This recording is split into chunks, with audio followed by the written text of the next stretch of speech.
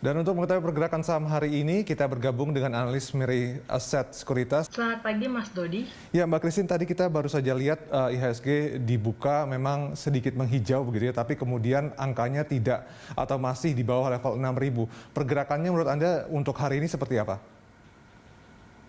Kalau saya prediksi hari ini memang akan bergerak menguat terbatas dan ada potensi untuk bergerak mix juga. Itu kalau saya lihat untuk hari ini. Karena memang kalau lihat dari semalam, indeks dari S&P juga menguat ya untuk semalam. Jadi kita lihat juga dari 10-year US Treasury yield juga menurun sedikit 5 BPS menjadi 1,35%. Dan The Fed juga akan memperkirakan bahwa kenaikan interest rate akan terjadi di 2023. Dan juga Fed Reserve Chairman Jerome Powell juga mengatakan bahwa central bank akan maintain mereka punya easy monetary policies gitu. Jadi ada sedikit sentimen positif juga di situ.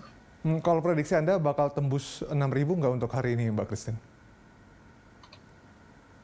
Kalau saya lihat sih sepertinya masih berat ya untuk menembus level 6.000 untuk saat ini. Oke, nah ini kalau kita lihat sentimen di dalam negeri sendiri, lonjakan kasus COVID-19 luar biasa sekali. Kemarin bahkan kembali rekor 54.000 kasus baru. Apakah ini kemudian yang benar-benar menekan atau membatasi pergerakan dari IHSG?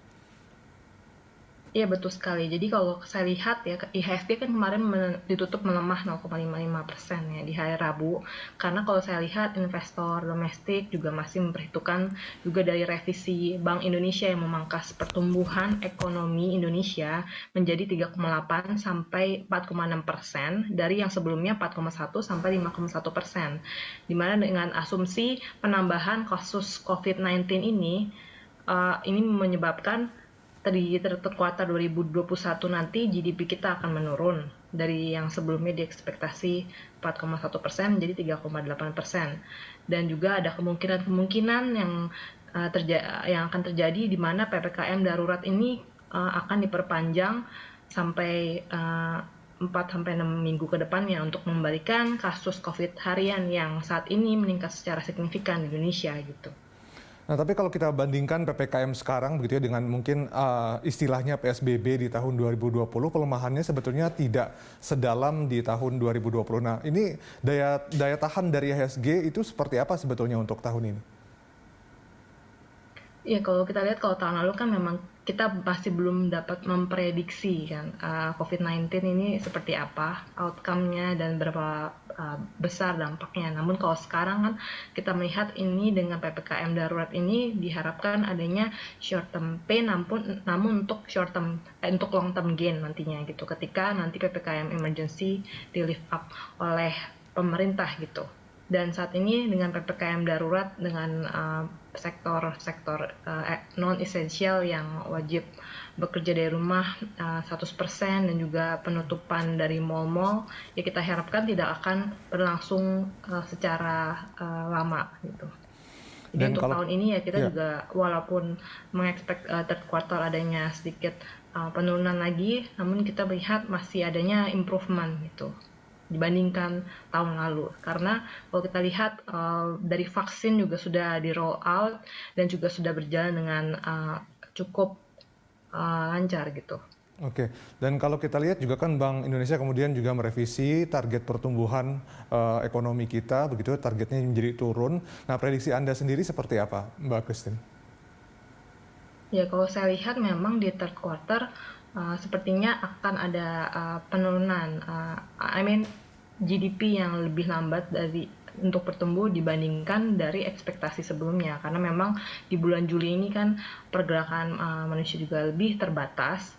Dan kita lihat juga PMI BI Manufacturing mereka juga memprediksi bahwa di third quarter 2021 nanti akan adanya sedikit penurunan di mana PMI BI diekspektasi sebesar 49,89%, di mana ini lebih rendah dibandingkan capaian di triwulan sebelumnya gitu. Oke, nah kita sekarang bicarakan soal saham, terutama mungkin kita soroti Bank BRI ya yang akan melakukan rights issue besar-besaran atau jumbo bisa kita katakan seperti itu. Nah ini apa untung ruginya rights issue ini Mbak Christine? Rights issue ya, kalau kita lihat sih ini akan memberikan lebih banyak capital ya terhadap bank yang akan melakukan rights issue itu, dan diharapkan nanti akan memperkuat modal dari perusahaan tersebut ke depannya gitu. Tapi tergantung lagi dari sisi investornya melihat ini rights issue-nya di harga berapa, dan ya kalau saya lihat sih sebetulnya rights issue tidak selalu buruk gitu, karena tergantung gitu isunya itu dananya akan digunakan untuk apa. Oke, nah kalau misalnya ini ada investor yang sudah mulai melirik saham dari Bank Rakyat Indonesia, apakah harus mengoleksi dari sekarang atau menurut Anda tunggu dulu nanti setelah rights issue-nya dilakukan? Kalau saya lihat sih saat ini kalau dari harga sahamnya sih sudah turun cukup signifikan ya, jadi boleh membeli secara perlahan-lahan gitu untuk saham BBRI, karena kalau kita lihat ya kita lihatnya itu jangka panjangnya aja lah, karena kan kalau saat ini kalau kita lihat sih sudah turun cukup signifikan sekarang di level 3.750, di mana ini juga sudah menutup gap yang terjadi di November 2020 gitu. Jadi saya lihat ini sudah berada di support dan boleh membeli secara perlahan-lahan untuk saham BRI. Oke, itu Bank BRI begitu ya yang memang akan rights issue. Tapi selain BRI kan juga Kimia Farma ya juga akan melakukan rights issue. Ini analisis Anda seperti apa, Mbak Christine? Untuk Kimia Farma ya kalau saya lihat sih secara fundamental belum terbilang cukup fantastis ya. Jadi menurut saya ini short term trading aja kalau mau. Tapi kalau saya sih lihat mungkin sebaiknya dihindari dulu untuk saat ini. Oke, jadi lebih baik dihindari dulu. Dan kalau kita lihat juga kan ini PPKM darurat ini juga tadi Anda sudah mengatakan bahwa bisa saja diperpanjang, bahkan bisa sampai 4 atau sampai 6 minggu. Menteri Keuangan juga kemarin sudah menganggarkan ada kemungkinan seperti itu, begitu. Nah, seperti apa ini kemudian dampaknya terhadap sektor konsumsi, Mbak Christine?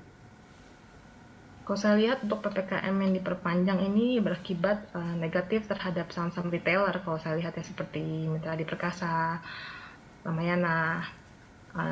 Jadi saya lihat memang ada sentimen negatif karena harusnya analis harus menurunkan proyeksi keuangan untuk di tahun 2021 dikarenakan PPKM darurat ini. Kalau begitu mungkin terakhir rekomendasi saham untuk dikoleksi hari ini, Mbak Christine? Kalau saya lihat untuk hari ini, saya masih suka saham-saham seperti Agro, Bavin, MPPA, AGI, Antam, Same, SCMA, BMHS. Oke, baik. Terima kasih Mbak Christine atas informasinya dan juga rekomendasi sahamnya tadi. Pemirsa, analis Mirai Aset Sekuritas, Christine Natasha.